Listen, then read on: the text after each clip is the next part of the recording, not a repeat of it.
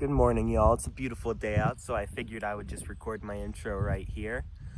I hope you enjoy this video. It's my first of a two-part series on Ben Shapiro's book, True Allegiance. This is my first video, so it's not the greatest, but if you would consider liking and subscribing, things will get better in the future. Thank you. Enjoy. The cover shows a rugged, decked-out American soldier with his big conservative muscles and his big soldier gear, looking out at an American flag over the beautiful Iraqi horizon. And the soldier looks remarkably similar to Ben, because that's what this is. This is Ben's conservative soldier power fantasy. That's pretty much the premise of the book. And the main character, Brett, from this point forward, I will be calling Ben, because it's Ben. That's what it is.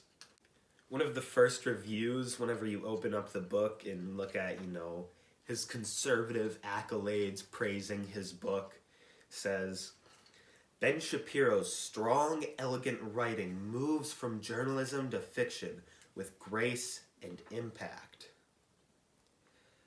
I'm not so sure about that. Here, I'll read you a little quote from the book.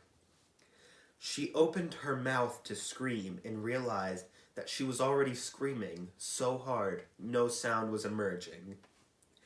Yes, truly elegant writing. The woman was screaming so hard that when she screamed harder, she wasn't even screaming. Meet our new Ayn Rand.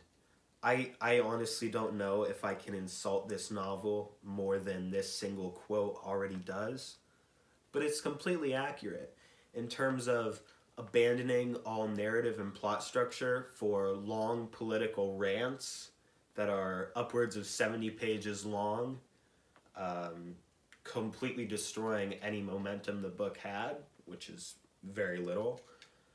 Yeah, I'd say it's about accurate. It's just about as racist, too. Ayn Rand, by the way, is the author of Atlas Shrugged, which ends in a 70-page political monologue from the main character, which was seemingly written by a monkey at a typewriter. Now we're going to take a look at the beautiful, eloquent prose. I'm going to read you a couple chapters from the beginning of the book.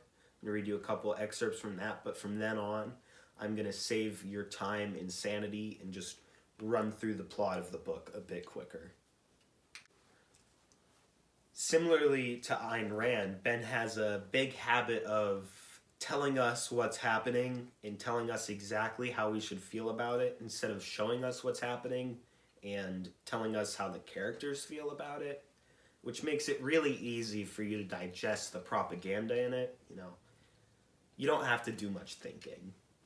True Allegiance follows a 3-act structure, like many books, but it doesn't tell you where each act ends and begins through chapter breaks and how the characters feel and events, but rather just splits it up and says part 1, part 2, and part 3, which makes it really easy for you to tell when there's supposed to be suspense, because if not, you would never notice.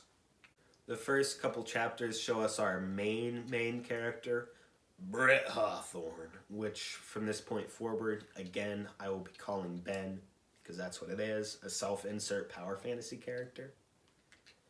From the very first page, we get our first instance of Ben showing off his little man complex and mentioning the size of every single character that he introduces. Hawthorne, Shapiro, was a bear of a man, 6'3" in his bare feet and 215 pounds in his underwear, with a graying blonde crew cut and a face carved of granite. But he had plenty of smile lines. He just didn't like showing those to people unless he knew them. For those who are new to Shapiro, which I envy you if you are, he has a little bit of a little man syndrome going on. He claims to be a strapping 5'9", but in reality, height comparisons to Ted Cruz and Jordan Peterson show him at more of the 5'2" to 5'4" range. This scene also gives us some insight into the fact that Ben is a gay bear in his underwear, and that gets me a little hot and bothered. Ben also makes sure to make race a really big part of the narrative, even though it doesn't really matter until later of the story. In his very first chapter, in his huge epilogue dump, which any beginner writer would know is not the way to start a novel. When his dad lost his job, the family moved from the more expensive north side to the south side of Chicago. Poorer, industrial, and heavily black. He'd been a shy kid, gentle, quiet, built like a reed.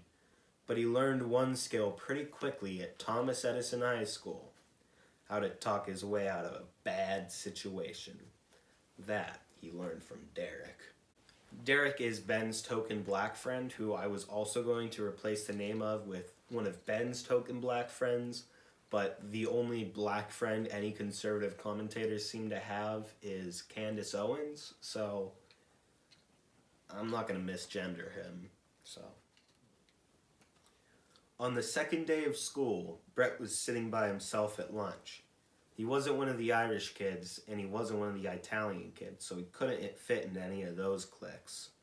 And he'd made the mistake the day before of trying to befriend a couple of the black kids. That hadn't gone well. He'd ended up with a black eye and a few new vocabulary words to add to his dictionary.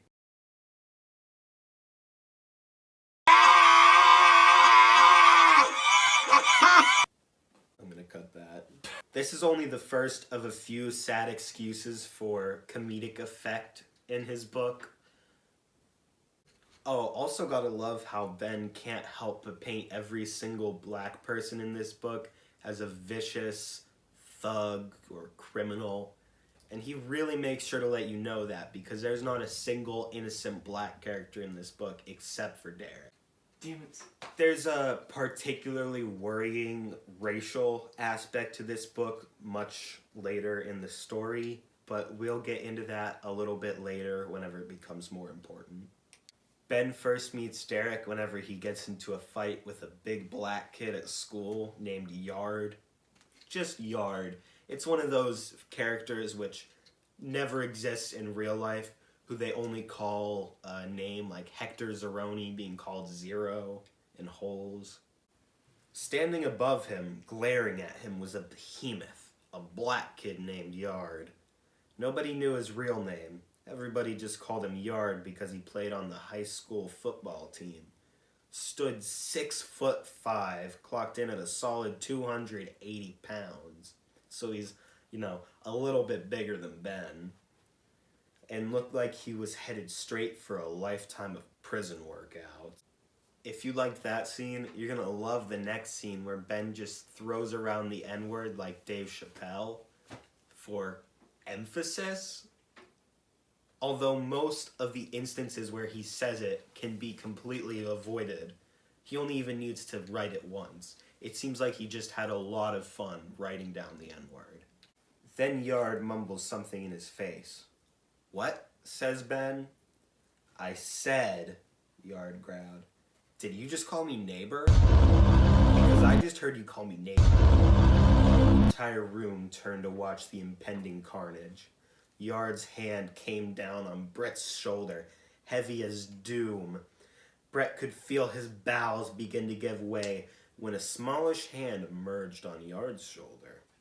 A black hand.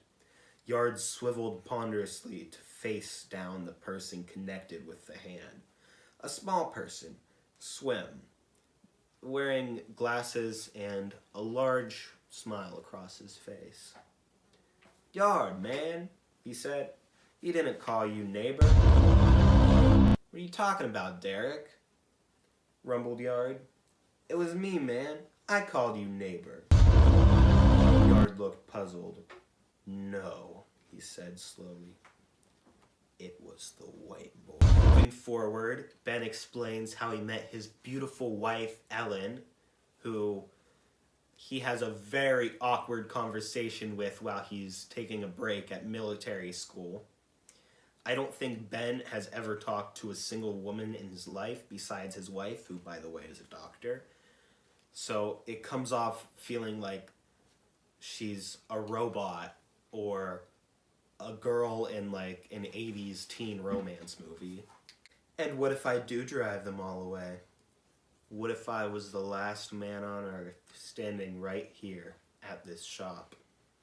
He couldn't believe his mouth was moving this well, considering his tongue had turned to glue against his molars.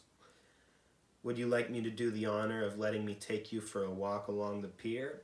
He flashed what he hoped was his most charming smile. I've been asked by cadets before, and I'll be asked by cadets again. She shot back without hesitation. And if you'll wipe that grin that looks like you're eating tax and manure off your face, and if you buy one of these here pictures, I'll think about it. This is Ben Shapiro, a real human being from the real planet Earth, describing how Ellen, his real wife from the real planet Earth, speaks. Yes, her name is Ellen. In the year 2000, her name is Ellen, and she talks exactly like this. Hey, sweetheart, facts don't care about your feelings, but I do.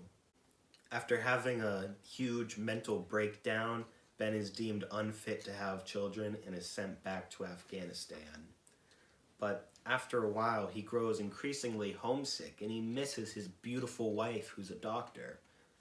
And because of their unique bond, she gives him a good phone call to convince him to stay in Afghanistan. It'll be okay, she said. It always is. Okay, he grumbled half-heartedly.